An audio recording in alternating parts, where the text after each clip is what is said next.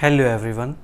आज का हमारा टॉपिक पार्शियल डिफरेंशियल इक्वेशन से है। चैप्टर नंबर 4 है। चैप्टर नंबर 4 का नेम क्या है? Linear partial differential equation of second and higher orders. ठीक है जी, इसकी शुरुआत करते हैं हम चैप्टर नंबर 4 की। तो इसके अंदर जैसे चैप्टर का नेम है लीनियर पार्शियल डिफरेंशियल इक्वेशन, तो हमें पता होना चाहिए कि लीनियर पार्शियल डिफरेंशियल इक्वेशन होती क्या है। तो सबसे पहले उसी को डिफाइन करते हैं, लीनियर पार्शियल डिफरेंशियल इक्वेशन। ठीक है जी, ये हमारे पास है। तो किसको बोलते हैं हम? Linear partial differential equation. एक ऐसी पार्शियल डिफरेंशियल इक्वेशन जिसके अंदर जो डिपेंडेंट वेरिएबल होता है, ठीक है जी, और उसका डेरिवेटिव होता है, उनकी डिग्री क्या होनी चाहिए? 1 होनी चाहिए, और वे एक दूसरे के साथ मल्टीप्लाई भी नहीं होनी चाहिए। ठीक है जी, चलिए उसको लिखते हैं।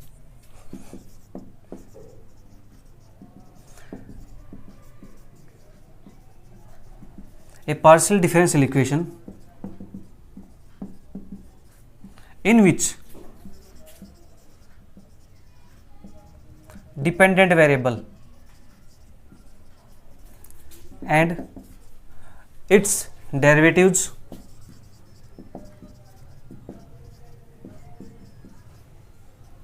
occurs only in first degree and note multiplied together. मतलब क्या है? जो डेरिवेटिव है और जो डिपेंडेंट वेरिएबल है उन दोनों की आपस में मल्टीप्लाई भी नहीं होनी चाहिए। ठीक है जी, occurs only in first degree and not multiply together is called linear partial differential equation. Linear partial differential equation, short form में इसको पीडी बोल देते हैं। ठीक है, पार्शियल डिफरेंशियल इक्वेशन। अब हमारे पास एक जनरल इक्वेशन होती है, तो general partial differential equation of order n. ठीक है जी, जनरल पार्शियल डिफरेंशियल इक्वेशन लिखते हैं एन ऑर्डर की। ठीक है, तो वो हमारे पास क्या बनेगी?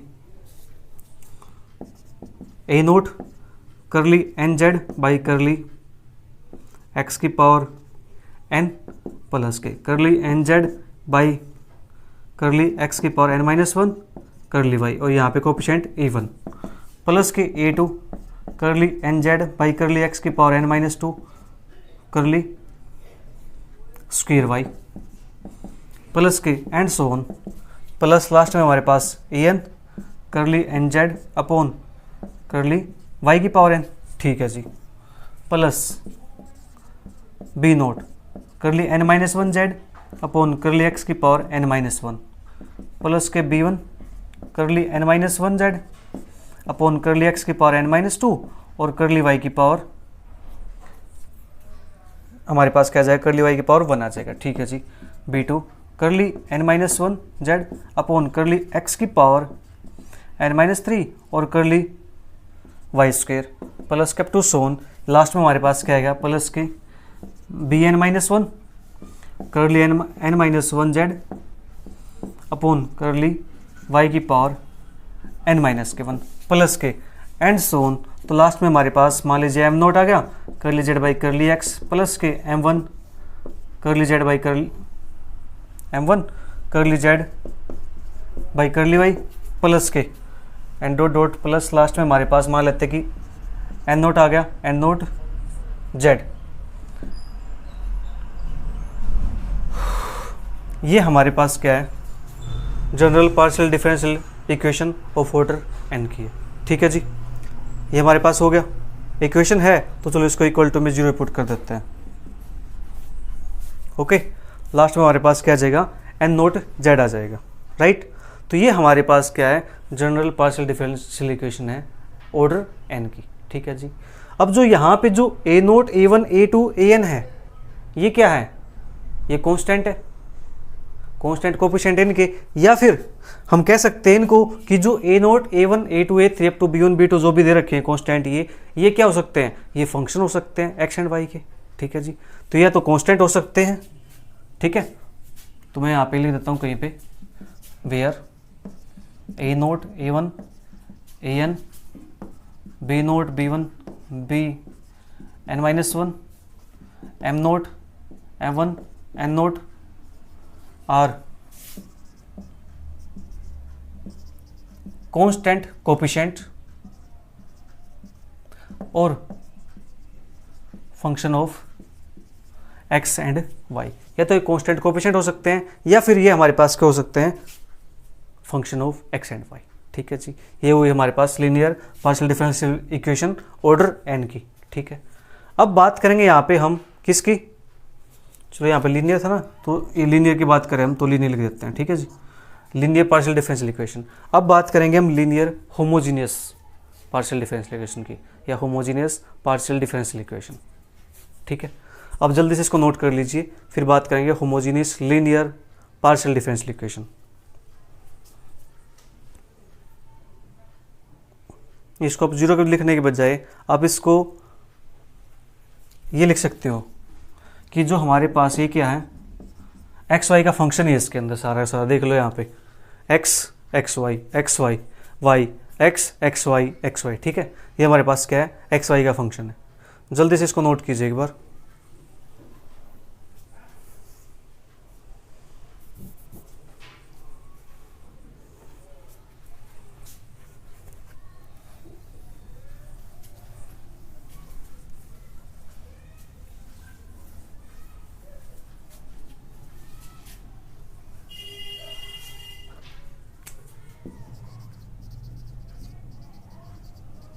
Homogeneous partial differential equation. ठीक है, इसको मैं अगर नाम देना चाहूँ कुछ तो इसको इक्वेशन में नाम दे सकते हैं, होमोजीनियस पार्शियल डिफरेंशियल इक्वेशन। ये क्या होती है, इसके अंदर जो पावर होती है यानी जो ऑर्डर होता है वो सब के अंदर क्या होता है, सेम होता है। ठीक है जी, देखो जैसे हमारे पास सभी के अंदर जो ऑर्डर आएगा, यहाँ पे कितना है, एन है, तो यहाँ पर भी एन है, ये एन है तो यहाँ पर भी एन माइनस वन इंटू इसको वन ऐड करेंगे तो टोटल एन हुआ, तो यहाँ से भी एन हो जाएगा, यहाँ से भी total n minus two plus two करेंगे तो क्या आएगा, एन आएगा, सेम यहाँ से एन आएगा। ठीक है जी, बट यहाँ पे हमारे पास आते क्या हो गई है, एन माइनस वन हो गया, लेकिन हमें एन माइनस वन नहीं चाहिए। थ्रू आउट क्या होना चाहिए, जो ऑर्डर है वो क्या होना चाहिए, सेम होना चाहिए। ठीक है जी, होमोजीनियस का मतलब क्या होता है, होमो का मतलब सेम होता है। ठीक है जी, तो यहाँ से क्या आएगा हमारे पास, होमोजीनियस के अंदर हमारे पास सिर्फ ये टर्म आ जाएगी, a naught curly n z by curly x की power n plus k a one curly n z by curly x की power n minus one curly y plus k a two curly n z upon curly x की power n minus two curly y square. ठीक है, up to so on plus k a n curly n z by curly y की power n. ठीक है, तो in equation one के अंदर हमारे पास क्या होगा, जो डिग्री है वो, जो ऑर्डर है वो क्या होना चाहिए, सबके अंदर सेम होना चाहिए। ठीक है जी, जल्दी से इसको नोट कीजिए, फिर आप लिखना चाहो तो इसको लिख सकते हो,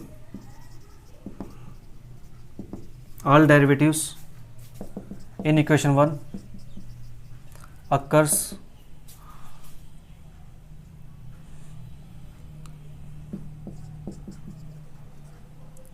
इन सेम ऑर्डर,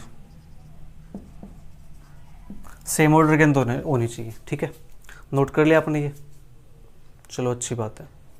तो इसके बाद आपको पता पार्शियल डिफरेंशियल इक्वेशन के अंदर जो नोटेशन होती है सिंबॉलिक फॉर्म के अंदर, देखो हमने चैप्टर 1 किया है, चैप्टर 2 किया है, आपको पता होगा।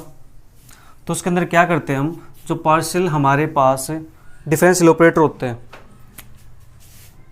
करली बाई करली एक्स, इसको क्या पुट करते हैं हम, डी पुट करते हैं। करली बाई होता है, इसको हम क्या पुट करते हैं, डी डैश पुट करते हैं। तो हमारे पास जो जनरल इक्वेशन है, general equation in symbolic form, वो क्या बन जाएगी, फंक्शन हो जाएगा डी डैश का जेड, और ये हमारे पास क्या बन जाएगा, एफ ऑफ एक्स वाई। ठीक है जी, सिंबॉलिक फॉर्म के अंदर हमारे पास ये आ जाएगा। हमने क्या किया, just curl by curl x को डी पुट कर दिया और कर्ल बाई कर्ल वाई को डी डैश पुट कर दिया। इनके साथ जेड भी था तो जेड हमने क्या कर दिया, कॉमन आउट बाहर कर दिया। ठीक है, अब बात करेंगे इसके सॉल्यूशन की। अब सॉल्यूशन जब बात करते हैं होमोजीनियस की, तो हम क्या करते हैं, वहाँ पे दो केस होते हैं हमारे पास। जैसे अपने ऑर्डिनरी डिफरेंशियल इक्वेशन के अंदर पढ़ा था, तो वहाँ पे क्या होते थे, एक तो कम्प्लीमेंट्री फंक्शन, एक पर्टिकुलर इंटीग्रल। और कंप्लीमेंट्री फंक्शन निकालने के लिए हमें क्या पता होना चाहिए, उसका ऑक्सिलरी इक्वेशन। ठीक है, तो फॉर ऑक्सिलरी इक्वेशन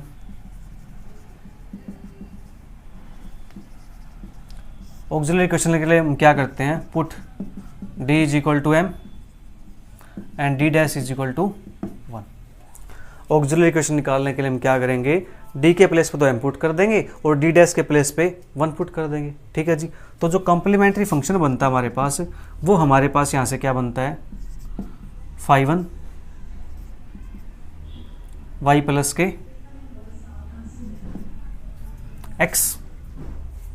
ठीक है, phi1 y प्लस के x, ये हमारे पास क्या बनेगा, इसका कॉम्प्लीमेंट्री फंक्शन बनेगा y प्लस के m। ठीक है, अगर m की बात करें तो हमारे पास क्या हो जाएगा, phi1 y प्लस के mx। ठीक है जी, अगर देखो हमारे पास इस इक्वेशन को सोल्व करने के बाद, जब हमारे पास जो इक्वेशन होती है उसके अंदर हम d के प्लेस पे m पुट करेंगे, d डैश के प्लेस पे 1 पुट करेंगे, तो हमारे पास इक्वेशन आएगी, उसको सोल्व करेंगे तो रूट्स आएंगे। अगर रूट्स हमारे पास मान लेते हैं, if m roots are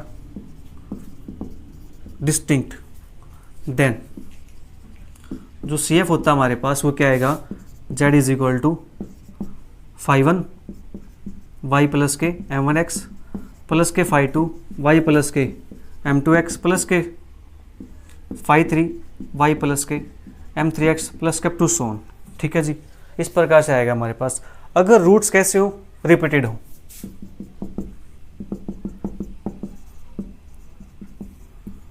roots are repeated, अगर रूट्स रिपीटेड होंगे तो हमारे पास z इज क्या बनेगा, phi1 y plus k m1x plus के x phi2 y प्लस के, रूट्स रिपीटेड है तो सारे रूट क्या होंगे, सेम होंगे, प्लस के x square phi3 y plus k m1x plus के x cube phi4 y plus k m1x plus के टू सोन।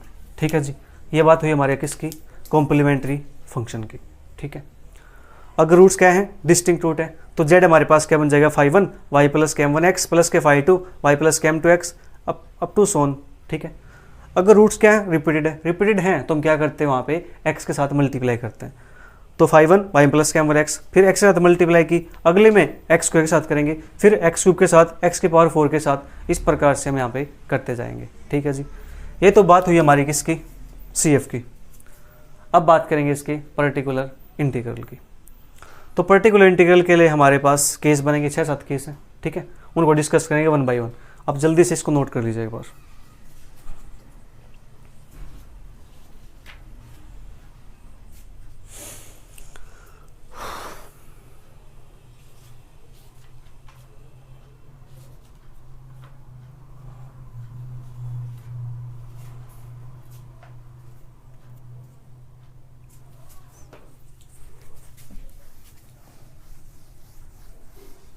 तो अब देखो इसका पर्टिकुलर इंटीग्रल,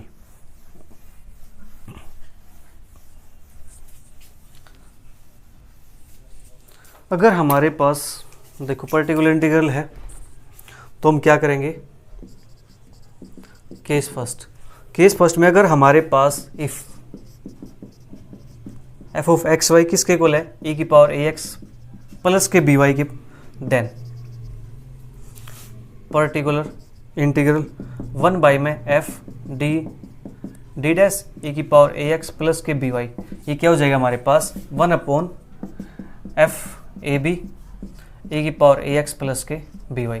हमने क्या किया है, जस्ट d के प्लेस पे तो a कर दिया, d डैश के प्लेस पे b कर दिया। ठीक है जी, अब बात आती है सेकंड केस की।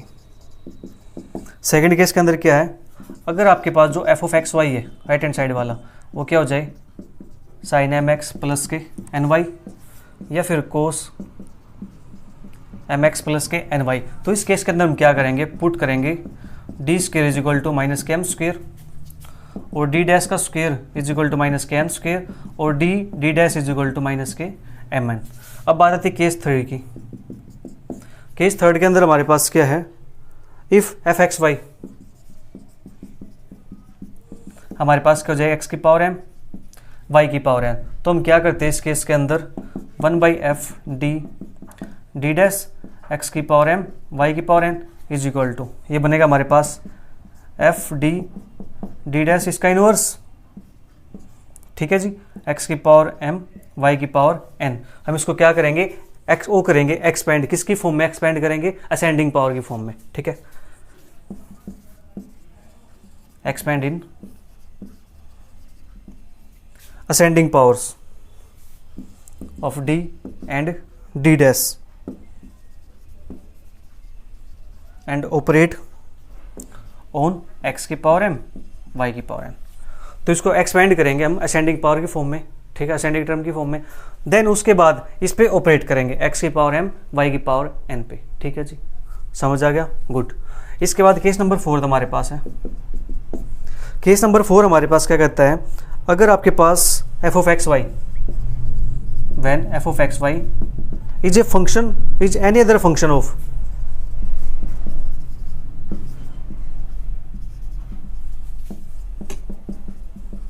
इनके अलावा एक्स वाई का आपके पास कोई दूसरा फंक्शन आ जाता है, तो उस केस में कैसे सोल्व करेंगे हम, उस केस में हम करेंगे particular integral 1/f D dash is equal to F of x y. सबसे पहले क्या करेंगे, इस पर्टिकुलर इंटीग्रल को यानी इस 1/f डी डैश को हम ब्रेक करेंगे, किसके हेल्प से, पार्शियल फ्रैक्शन की हेल्प से, ठीक है जी। उसके बाद पार्शियल फ्रैक्शन की हेल्प से ब्रेक करने के बाद तो यहाँ पे हम यूज करेंगे d minus k m D dash, ठीक है जी, एफ ऑफ एक्स वाई। तो जल्दी से इसको नोट किया जाए एक बार, ठीक है।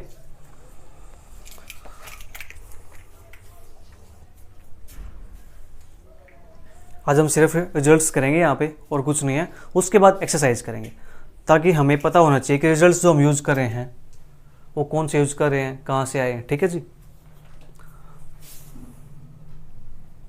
तो बात करें केस 4 की।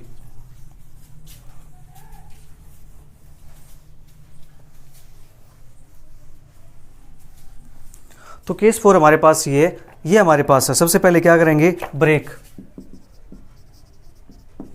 1/f D dash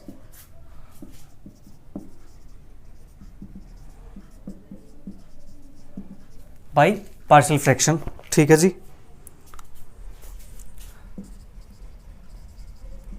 considering F D dash is a function of D, हम ये कंसिडर करके चलेंगे कि जो हमारे पास एफ डी डैश है वो क्या है, एक डी का फंक्शन आएगा, ठीक है जी, डी का फंक्शन आएगा and operate each partial fraction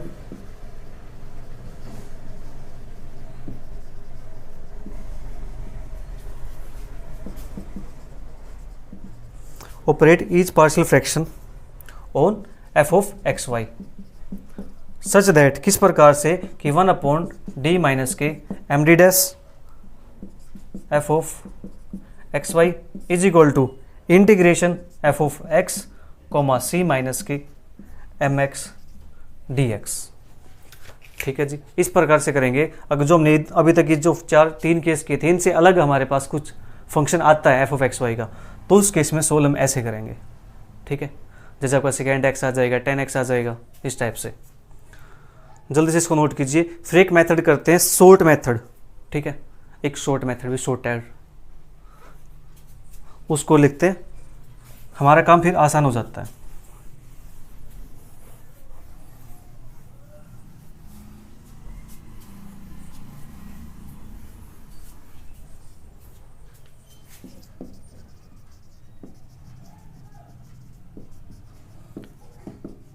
shorter method for pi के लिए हमारे पास एक शॉर्टर मेथड है,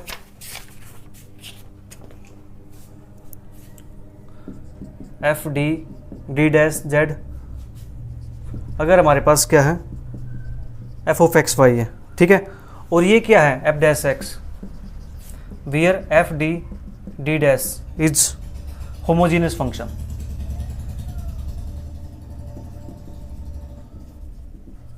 होमोजीनियस फंक्शन है किसका, ऑफ डिग्री n का। देन पर्टिकुलर इंटीग्रल निकालते टाइम हम क्या करेंगे, किसका, F of D dash F of x y का। जो हमारे पास अब यहाँ पे क्या करेंगे हम, इसके अंदर एफ ऑफ एक्स वाई की जगह पे ए एक्स प्लस के बी वाई, ठीक है। फंक्शन अब भी हमारे पास किसका है, किसका फंक्शन है, बी हमारे पास एक्स वाई का फंक्शन है, ठीक है जी। दोनों के पास यहाँ पे क्या दिख रहा है, एक्स दिख रहा है, यहाँ पे क्या दिख रहा है हमें, वाई दिख रहा है। तो सबसे पहले क्या करेंगे, इसको करेंगे पुट ए एक्स प्लस के बी वाई को u, then integrate F u n times, ठीक है, विद रिस्पेक्ट टू यू। तो एफ यू को उसके बाद क्या करेंगे, इंटीग्रेट करेंगे एन टाइम्स, ठीक है जी। किस प्रकार से कि 1 by F of a comma b integrate F u d u d u d u and so on d u तक, ठीक है जी। ये हमारे पास क्या है, एन टाइम्स है। और ये 1 by F of a b, a यहाँ पुट कर देंगे डी के प्लेस पे, बी पुट कर देंगे डी डैश के प्लेस पे, जहां पर जो एफ ऑफ ए बी है वो क्या होना चाहिए, नॉट इक्वल टू 0 होना चाहिए, ठीक है जी। अब केस आता है सेकंड, अगर ये हमारे पास क्या होता है, if F of a comma b is equal to 0, ठीक है। अगर ये 0 के इक्वल हो जाएगा तो उस केस में हम क्या करेंगे, उस केस में हम सिंपल सा काम करेंगे, then 1 upon b D minus के ए डी डैश की power n F of a x plus के b y is equal to x की पावर एन अपॉन बी की power n into n factorial और F of a x plus के b y. हम ये काम करेंगे उसके अंदर, ठीक है जी। क्या 1 बाई बी डी माइनस के ए डी डैश उसकी पावर एन और F of a x plus b y था, तो यहाँ पे जो बी की पावर एन है ना, ये हमारे पास क्या है, इस डी का कोफिशिएंट है, ठीक है। ऊपर एक्स की पावर एन लिखेंगे और अपॉन में एन फैक्टोरियल, ठीक है जी, और F of a x plus के बी वाई। ये थे हमारे मेथड्स जो हम यूज़ करने वाले हैं अपनी एक्सरसाइज के अंदर। तो मिलेंगे जल्दी फिर एक्सरसाइज के साथ। Bye bye, take care, see you, thank you for watching.